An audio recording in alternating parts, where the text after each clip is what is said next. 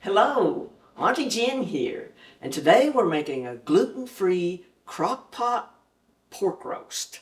It's so delicious and tender, I believe you'll just love it. And this recipe is not only gluten-free, but it's low acid. So if you have acid reflux, you could eat this meal as well. So let's get started on it. This is all the food products you'll need to make Auntie Jen's gluten-free crock pot pork roast. Okay, what I've done here is I've got a couple of large bowls and I've filled them with water about 3/4 full. Okay, and we're going to peel the carrots and the potatoes and we're going to put them in this water. That way they won't turn, especially the potatoes, they won't turn brown by leaving them too long when you're peeling them. So first we're going to start with the carrots. And I'm just going to show you how to peel a carrot. You may have a carrot peeler that makes it easier for you. I've always peeled with a knife, so I just use my knife. And I really think you're going to like this pork roast because it is so tender when it gets done and it tastes so good. I think you're going to love it. And this is something you can peel your potatoes and your carrots the night before and leave them in the refrigerator in the water. Of course, you want to rinse these first, after you peel them. After you peel them, you're going to take them to the sink, rinse them off several times, and then fill them back up with water. And then what you're going to do is put them in the refrigerator overnight, and that way you've already got your carrots peeled and cut. And they're ready to go in the crock pot. All you got to do is throw in your pork roast and put the water in and salt and you'll be ready to go. But we're just going to peel our carrots and put them in the water like that. Same with the potatoes. We're just going to peel a potato here just to show you what I'm talking about. I'm going to peel it up.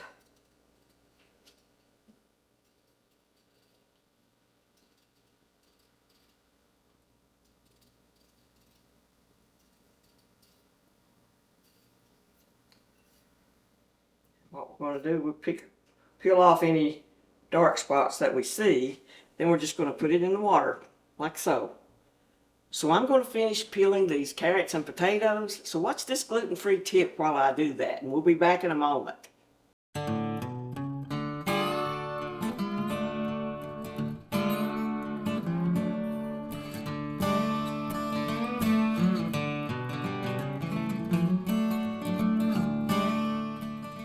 Okay, we've got our carrots and potatoes peeled now and put in our water bowls. So we're going to rinse them off good. So what we're going to do is just empty out what we got.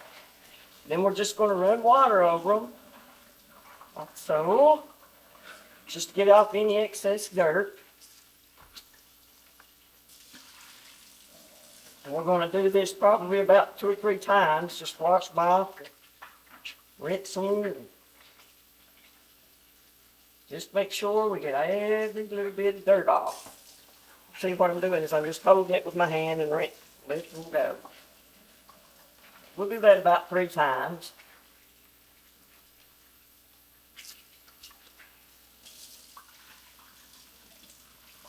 And on the 3rd time, we're just going to fill it again with water and let it sit for a moment. And then we're going to slice them into little chunks. For the carrots and the potatoes, we'll cut those in chunks as well. Okay, see, I've got enough water in there to cover the carrots. I'm going to set those to the side. Now it's time to rinse the potatoes. So we're going to dump out the water we had in there originally. Do the same thing we did with the carrots. Make sure we rinse them off really good. The reason I put water in a bowl and put my veggies in there, one, the potatoes will turn brown if you leave them out in the air too long. So you keep them in the water, that keeps them from turning brown. And it also keeps them fresh. So that's the reason I put them into the water like that. And you can notice we still got some brown spots on our potatoes, but we'll cut those off in a minute.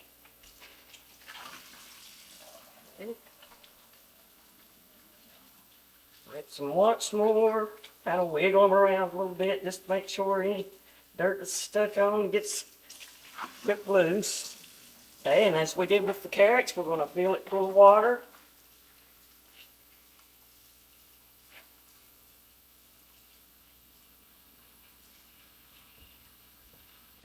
And now if you're leaving these overnight, you can put these in the refrigerator and they'll be good in the morning after you cut them up. You first want to cut them up though, so they'll be ready to go in the crock pot. And that's what we're going to do next. So let me show you what I mean.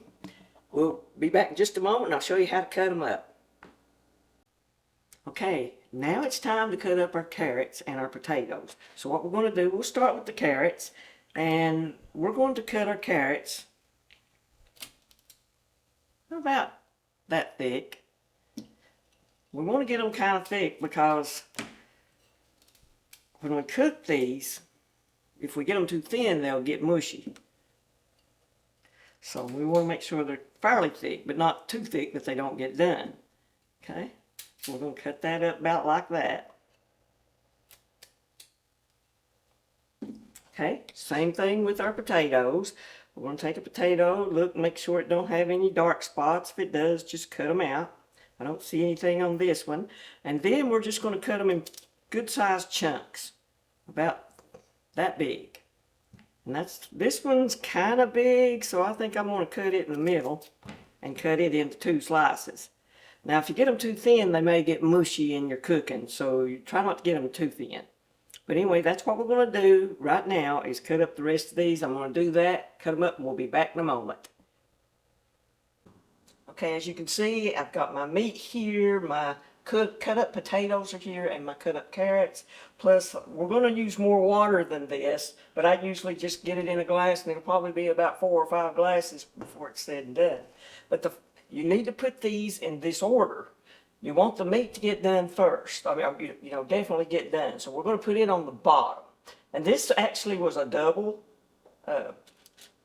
pork roast. So we got 2 pieces, but we're going to use these. That'll be okay. Put one in.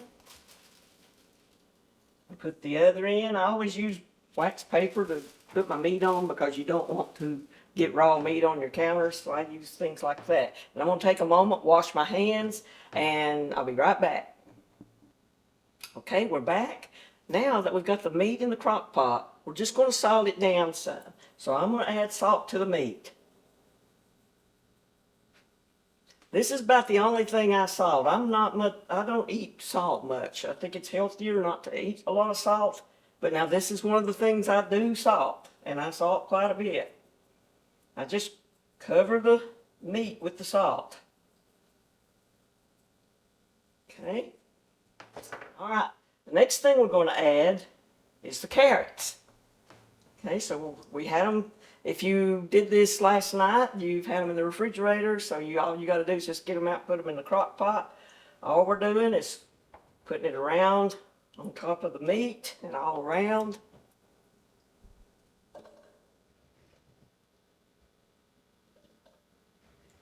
And they are still in the water, so keeps them fresh. And you can see they're cut up in different sized chunks, so it's like we were talking about.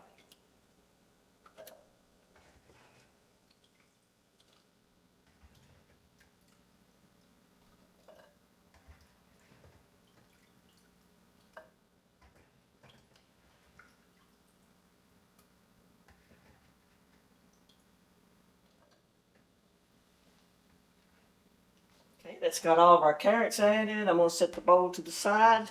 The next thing we're going to do is add the potatoes on top. And you can see they're cut in good sized chunks. The reason I put the potatoes on top is because I don't want them getting mushy. And if you put them on the top, they're going to get the less heat. So that's why I put them that way. And it is important to put them in this order. The meat on the bottom, the carrots next, and then the potatoes.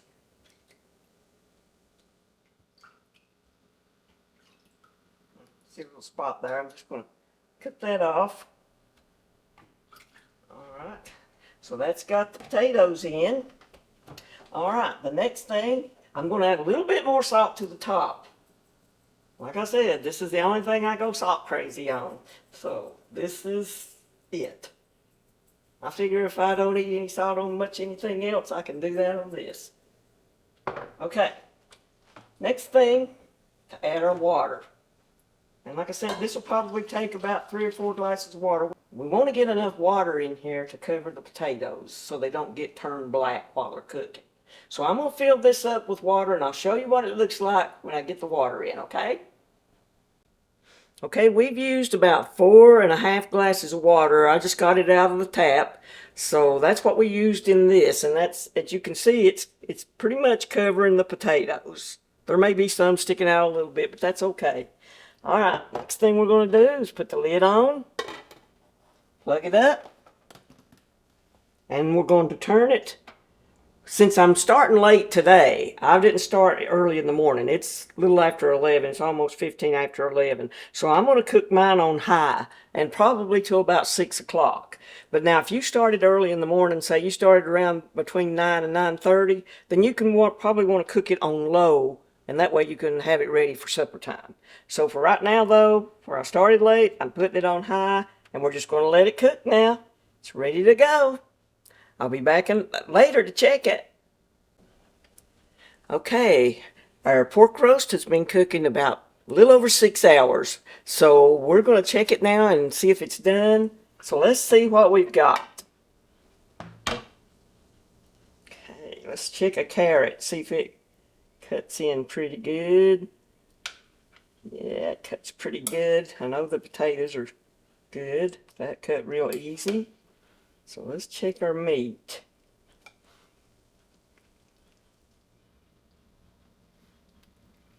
Yeah, and it's good and tender. Look at that.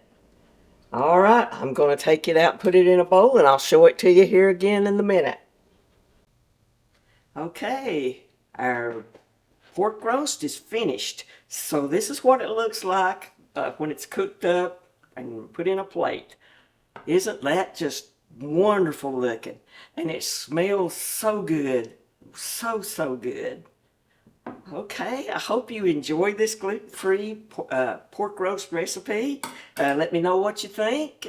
Leave me a comment, share, and make sure to subscribe. Okay?